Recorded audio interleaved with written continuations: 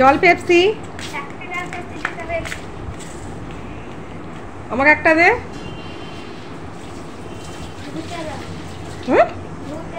কি পেপসি ধুয়ে খাবি? শুভ দুপুর বন্ধুরা, তোমরা সবাই কেমন আছো? আশা করি ভালোই আছো। আমিও খুব ভালো আছি। তো এখন বাজে 12:30, তাই জন্যই বললাম শুভ দুপুর। তো এখন খাবো পেপসি। ছেলে গিয়েছিল পেপসি কিনতে, ও বসে বসে ওখানে খেতে শুরু করে দিয়েছে, আর আমি ওখানে বসে খেতে শুরু করেছি। ছোটোবেলার কথা মনে পড়ে যাচ্ছে। ছোটোবেলাও আমরা এভাবে পেপসি খেতাম। তো গলা ব্যথা, শরীর খারাপ, তার সত্ত্বেও ভাবলাম যে দুধ না খেয়েও গলা ব্যথা হচ্ছে, খেয়েই গলা ব্যথা হোক। তাই জন্য ভাবলাম যে বাবু আমাকে একটা দে, আমি খাই। তো আমার মতো কে কে পেপসি খেতে ভালোবাসে একটু বলবে। কে ওটা? কে? কাকে দেখতে পাচ্ছিস? এই কাকে?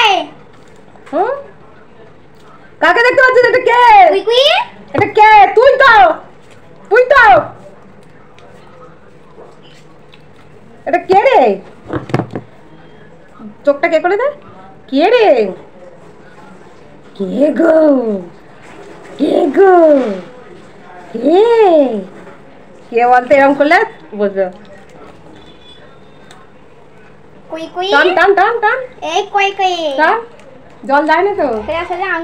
ঠান্ডা লেগে যায় বাবা। ডালটা চোখে দিন।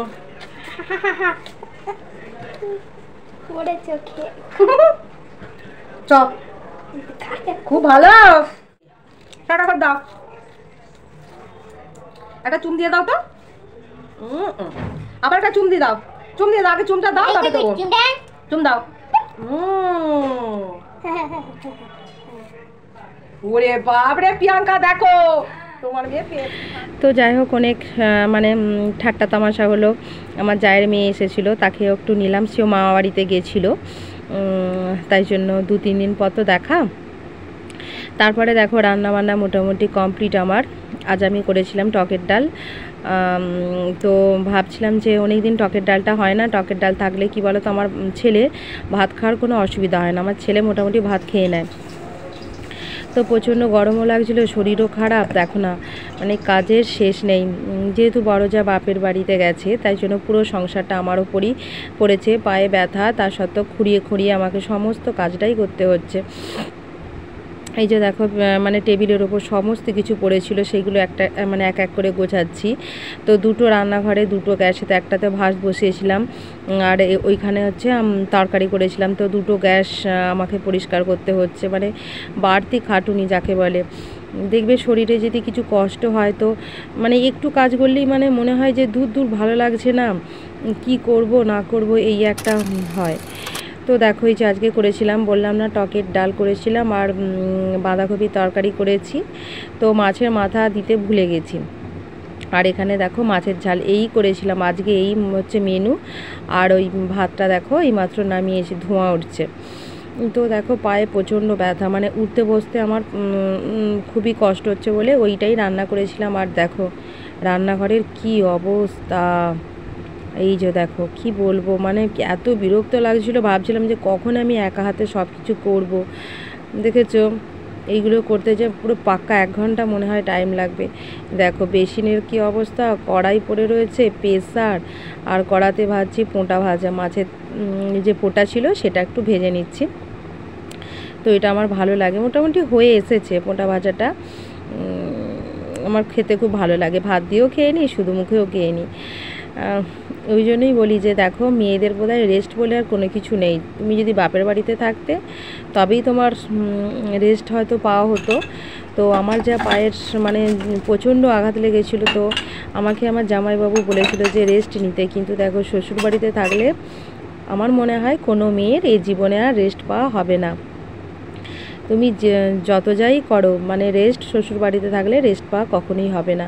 এই যে দেখো, আমি এখানে গ্যাস, ওই রান্নাঘরের গ্যাস ট্যাস মুছে নিলাম, তারপরে চলে আসলাম এখানের। তো তোমরা হয়তো ভাববে যে দুটো রান্নাঘর, তো সে গল্প নাই, পরে বলবো তোমাদেরকে।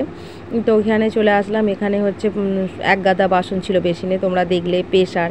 আর আমার সব দেখে কড়া মাছ দিয়ে আমার অতটা বিরক্ত লাগে না, প্রেসার মাছ দিয়ে আমার এত বিরক্ত লাগে ধারণা করতে পারবে না।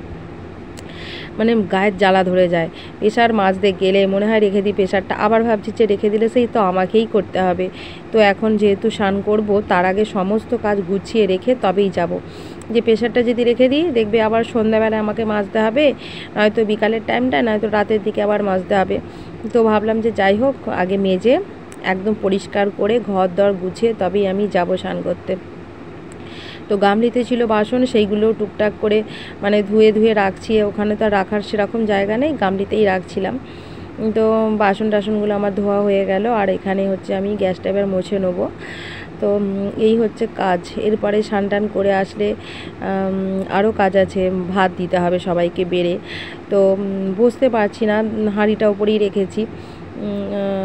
তো সেখানেই দাঁড়িয়ে দাঁড়িয়ে ভাত দেবো সবাইকে। ভাত দেওয়ার পর তারপরে ছেলে দুধ গরম করবো। অনেক কাজ অনেক কাজ অনেক কাজ, মানে কাজ আর বলে শেষ হবে না।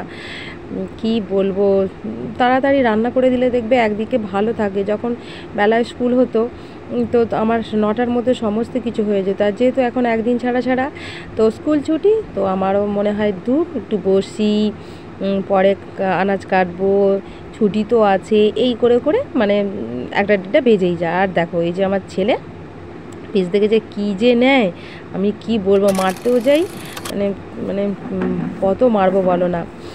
তারপরে দেখো ঘরদর আমার মোটামুটি, এই ঘরদর বলছি বাসন কোসন আমার ধোয়া হয়ে গেল। তারপর ভাবলাম যে ঘরটা একটু ঝাড়ু দিয়ে দিই, তো এটা হলে মোটামুটি কাজ কমপ্লিট হয়ে যাবে।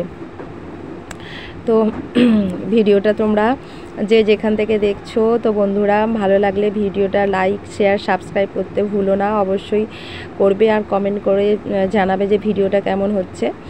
তো ওই পাশের আমি যে একটা রুম, পাশের যে আমার একটা রুম, সেই রুমে গিয়েছিলাম ঝাঁট দিতে। তো মোটামুটি ঝাঁট দিয়ে আমার কমপ্লিট হয়ে গেছে। তারপরে দেখো খাওয়া দাওয়াটা তোমাদেরকে শেয়ার করতে পারলাম না, তারপরে চলে আসলাম দুপুরের টাইমটায়। দেখো একটু রেস্ট নেবো বলে আসলাম। এই যে দেখো ছেলে আর আমি শুয়ে রয়েছি, আর বর ছিল, বর পাশে ছিল, তো তাকে দেখায়নি। সে বিরক্ত প্রকাশ করে যে আমাকে ক্যামেরার সামনে আনবে না, এই হেন তেন করে। ঠিক আছে, তোমাকে দেখাবো না, আমরা নিজেরাই থাকবো। তো তারপর যাই হোক দেখো এই যে মুখ দেখেছো ক্যামেরা করছি বলে, মুখটা দেখো না, বাংলার 5 হয়ে গেছে। তো বর যাবে আরামবাগ, দরকারি কিছু কাজ আছে, তো সেখানেই যাবে। আর এখন বাজে 3:30। তো বর চলে গেলেই মানে আমি আমার ছেলে একটু ঘুমাবো। দেখেছো ক্যামেরা করছে বলে কি গজগজটাই নাই করছে, কি বলবো। তারপরে দেখো 4:30 বেশি হবে, তো ঘুম থেকে উঠলাম। তালকোয়া নিয়ে এসেছিলো, তালের মানে আমার ফেভারিট ফল বলতে পারো, আমার খুব ভালো লাগে।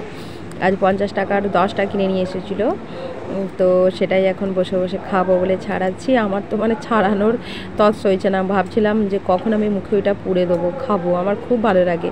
মোটামুটি 10টা নিয়ে এসেছে, আমি তো মোটামুটি 7টা 8টার মতো খেয়ে নিয়েছি। আর ফ্রিজে কোথায় 2টো কি 3টে পড়ে রয়েছে, এটাই হবে হয়তো। আমার খুব ভালো লাগে, দেখেছো মানে একটুখানি ছাড়ালাম হাতে করেই মানে খেয়ে নিচ্ছি, আমার খুব ভালো লাগে। তো এই বৈশাখ মাসে এই নিয়ে এলো, এখন জ্যৈষ্ঠ আষাঢ় মাস পর্যন্ত দেখবে আনতেই থাকবে। তো আমার খুব ভালো লাগে, বাজার গেলেই আমি আমার শ্বশুরমশাইকে বলতাম যে বাবা তালের শ্বাস বিক্রি হয়নি, তো নিয়ে আসতো। আর এই যে পাশে দেখো আমার ছেলে এসেছে যে মা আমাকে এটা বলে দাও সেটা বলে দাও প্রশ্ন। তো এরপর মানে খাওয়ার পর এবার আমি পড়াতে বসবো। তো 2টো বাচ্চা আসে পড়তে, তো তাদেরকেই পড়াবো, আর তার সাথে আমার ছেলেও বসে। তো ওকে বললাম যে যা তুই ওদের কাছে বস, আমি গিয়ে পড়াচ্ছি।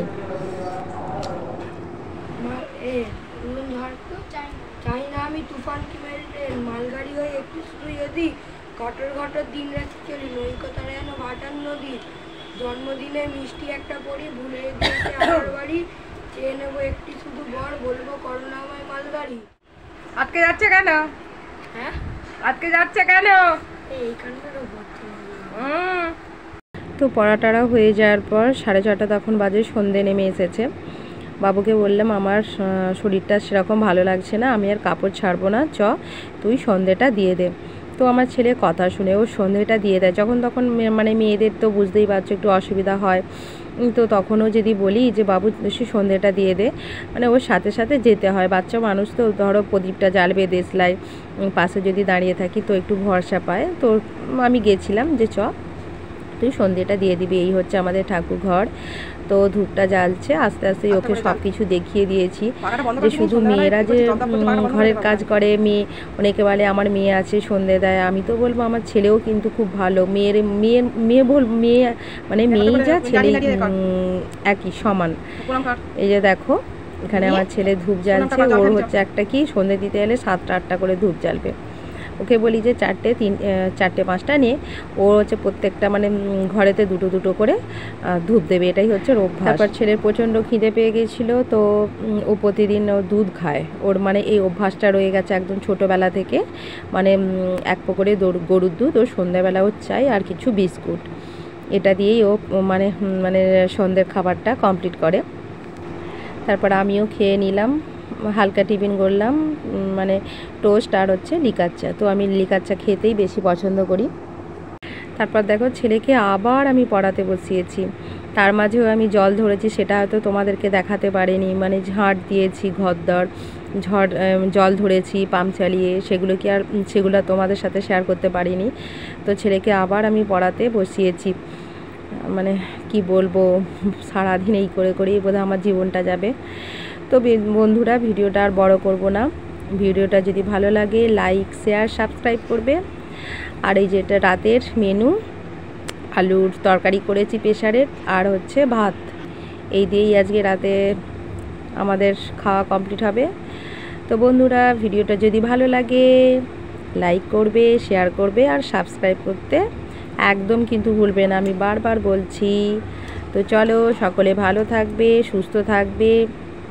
এই যে দেখো আমি ভাত করছি, আমার প্রতিদিন ভাত চাই, ভাত না হলে চলবে না। আমি হচ্ছে ভেতো বাঙালি। আমার মতো কে কে ভেতো বাঙালি আছে কমেন্ট করে জানাবে। টাটা বাই, গুড নাইট, শুভরাত্রি।